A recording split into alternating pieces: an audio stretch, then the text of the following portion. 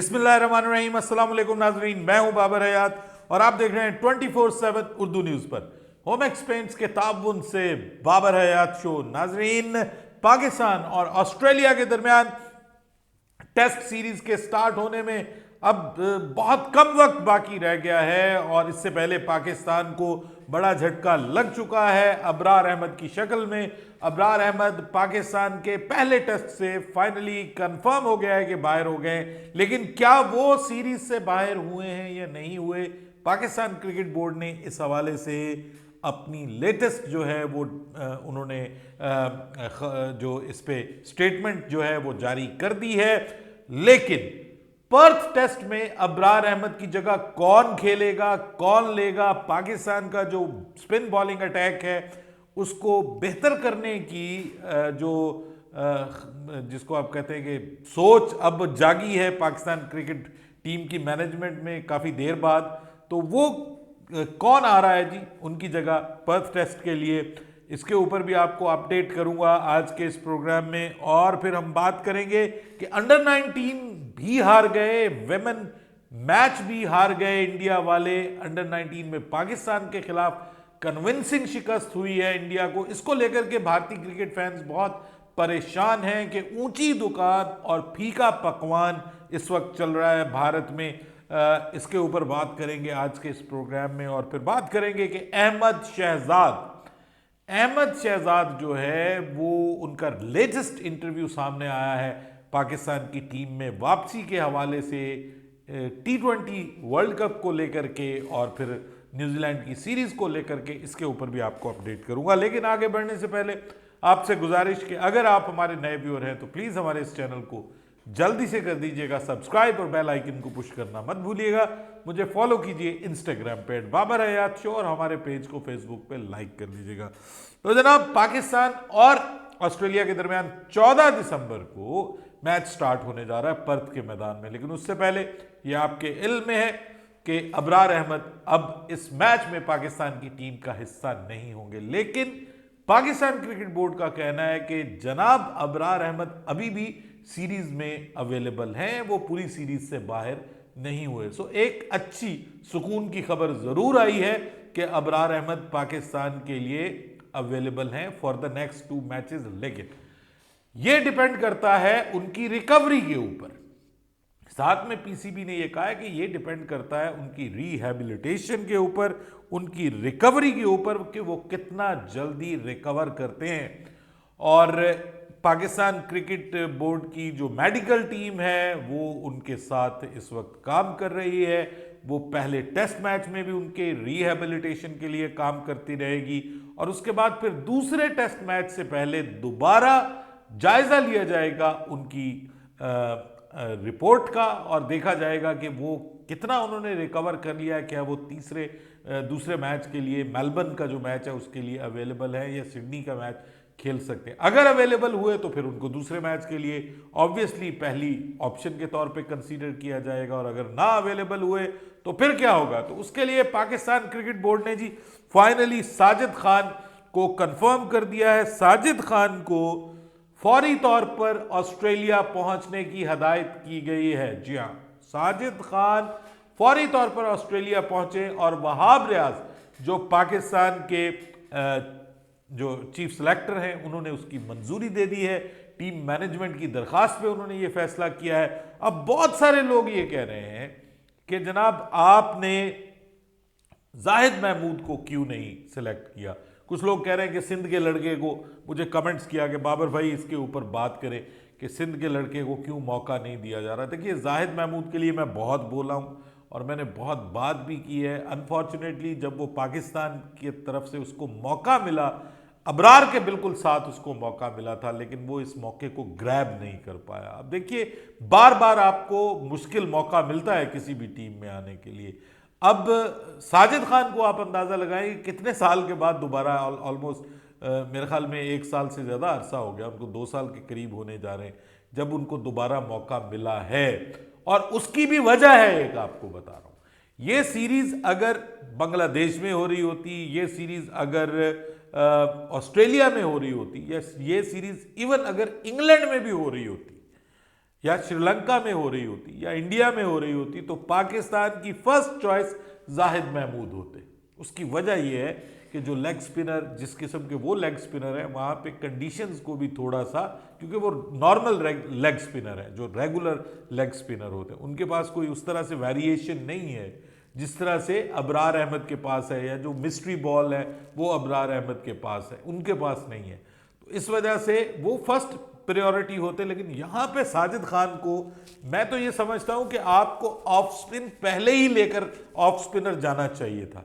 आपने गलती की है। पाकिस्तान क्रिकेट टीम की मैनेजमेंट को अब जाके ये समझ आया कि भाई इनके तो लेफ्ट हैंडेड बल्लेबाज हैं, टॉप ऑर्डर में भी हैं, मिडिल ऑर्डर में भी हैं, लोअर मिडिल ऑर्डर में भी हैं, तो भाई क्यों ना हम जो है वो ऑफ स्पिनर लेके जाएं। और ऑफ स्पिनर भी वो कि जो इस तरह की पिचेस के ऊपर जहां पे बाउंस मिलता हो, जहां पे पेस मिलता हो और हल्की सी भी स्विंग हो तो वो गुजारा कर जाएगा। तो एक ऐसा स्पिनर हम लेके जाएंगे जिसका कद भी लंबा है, जो अपनी हाइट का इस्तेमाल करेगा और जिसकी थोड़ी स्पीड भी ज्यादा है, यानी पेस भी ज्यादा है, वो ज्यादा पेस के साथ स्पिन कर सकता है। तो क्यों ना हम उसको इस तरह की पिचेस के ऊपर लेके जाएं। तो वो साजिद खान था और करंटली वो अच्छा परफॉर्म करके आ रहा है, बुरा वो भी परफॉर्म करके नहीं आ रहा। इस वक्त वो कायद-ए-आज़म ट्रॉफी खेली है, उसने डोमेस्टिक क्रिकेट खेला है।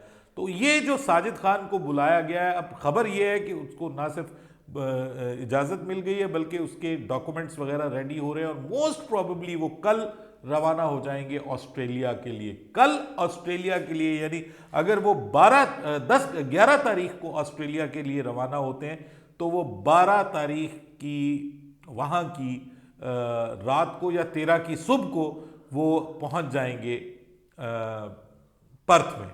13 की सुबह को अगर वो पर्थ में पहुँचते हैं तो क्या एक ही दिन में उनको मौका मिल जाएगा और वो पाकिस्तान की तरफ से खेल पाएंगे? बहुत मुश्किल है। लेकिन उनको वहाँ पर ले जाया गया है, ले जाने की बात हो गई है, कंफर्म हो गया और ले जाया जा रहा है उनको। वो जा रहे हैं और पाकिस्तान का स्पिन बॉलिंग अटैक स्ट्रेंथन होगा इससे। अब मैं थोड़ा सा आपको नुमान अली के हवाले से बताता हूँ। नुमान अली जिस टाइप का बॉलर है ना, ये आम पिच के ऊपर बॉल नहीं कर सकता। ये उस पिच के ऊपर विकेट, मतलब बॉल तो खैर हर पिच पे कर सकता है, यानी खतरनाक बॉलिंग, यानी जो बॉलिंग जिस पे विकेट्स मिल सके, विकेट टेकिंग ऑप्शन के तौर पे, उसके लिए उसको कंडीशंस का उसका साथ देना जरूरी है। और यहां पर जो ऑस्ट्रेलियन कंडीशंस हैं, ये इस तरह की बॉलिंग का साथ नहीं देती। वो एक ही तरह की बॉलिंग करेगा, एक ही जगह पे उसके पास 2 डिलीवरीज हैं, एक बाहर की तरफ निकलती है, एक सीधी जाती है, जिसको वो I think so carrom ball कहते हैं, जो सीधी डिलीवरी जाती है स्ट्रेटर वन और अपनी लाइन को हेल्ड करती है। तो ये 2 डिलीवरीज हैं, इसके अलावा कुछ नहीं। वो एक्सपोज होता है तो फिर समझ लें कि उसके पास कोई और ऑप्शन होती नहीं है। फिर वो नई बॉल के साथ बॉल नहीं कर सकता, उसको पुरानी बॉल की रिक्वायरमेंट है, ज़्यादा पुरानी होगी, फिर चौथी इनिंग्स का बॉलर बन जाएगा, वो चौथी इनिंग्स में जाके ज़्यादा विकेट लेगा। तो मेरे ख्याल में तो कंडीशंस का देखते हुए खिलाड़ी को सिलेक्ट करना चाहिए। बाजुकात आपको परफॉर्मेंस नहीं, कंडीशंस को देख के प्लेयर सेलेक्ट करने पड़ते हैं और मेरे ख्याल में ये बेस्ट चॉइस है। अब इसको हमें सियासत में नहीं डालना चाहिए। सिंध का लड़का है और फलाने का लड़का, सिंध के लड़के अब खेल रहे हैं हमारी टीम में। अब तो कप्तान भी वहाँ का है भाई, कप्तान वहाँ का है, साइम अयूब वहाँ का है, उसके बाद आपका सऊद शकील वहाँ का है, सरफराज अहमद वहाँ का है। तो अब तो सिंध के लड़कों को, कराची के लड़कों को परेशान होने की ज़रूरत नहीं है। Things are in safe hands. बहरहाल पाकिस्तान और ऑस्ट्रेलिया के दरमियान मैच पे सबकी नज़रें हैं। पाकिस्तान का बनता क्या है, पाकिस्तान के साथ होता क्या है। बहुत लंबा हो गया इंतज़ार ना क्रिकेट का, हम मतलब देखने को नहीं मिल रहा, लेकिन आज देखने को मिला इंडिया और पाकिस्तान के क्रिकेट फैंस को मैच पाकिस्तान बनाम इंडिया अंडर 19, उसमें इंडियन टीम की शिकस्त के बाद, अंडर 19 टीम की शिकस्त के बाद बड़े सवालात उठ रहे हैं। भारतीय मीडिया में इसको लेकर के सवालात उठाए जा रहे हैं कि भाई हम सबसे बड़ा बोर्ड, 18,000 करोड़ का बोर्ड, कोई कहता है 25,000 करोड़ का बोर्ड, कोई कहता है जी दुनिया का सबसे, बल्कि वो तो जाहिर है दुनिया का सबसे बड़ा क्रिकेट बोर्ड, फाइनेंशियली सबसे स्ट्रॉन्ग क्रिकेट बोर्ड, जबरदस्त डोमेस्टिक सिस्टम, आईपीएल सबसे बड़ी लीग, सब कुछ दुरुस्त। लेकिन सर ये क्या हो रहा है? विमेन जो प्रीमियर लीग है उसके लिए पाकिस्तान के 8-8 करोड़ दिए जा रहे हैं लड़कियों को, ऑक्शन में। और हमारे तो 4.5 करोड़ का सबसे महंगा प्लेयर अभी तक जो खबर आ रही है नसीम शाह बिका है पीएसएल में, तो हमारी पीएसएल से ज़्यादा उनकी विमेन लीग में पैसे दिए जा रहे हैं, इसमें कोई दो राय नहीं है भाई, पैसा बहुत है। लेकिन विमेन, उधर से हम तारीफें कर रहे हैं विमेन लीग की, उधर से विमेन अपने वो इंग्लैंड से हार गई और सीरीज हार गई।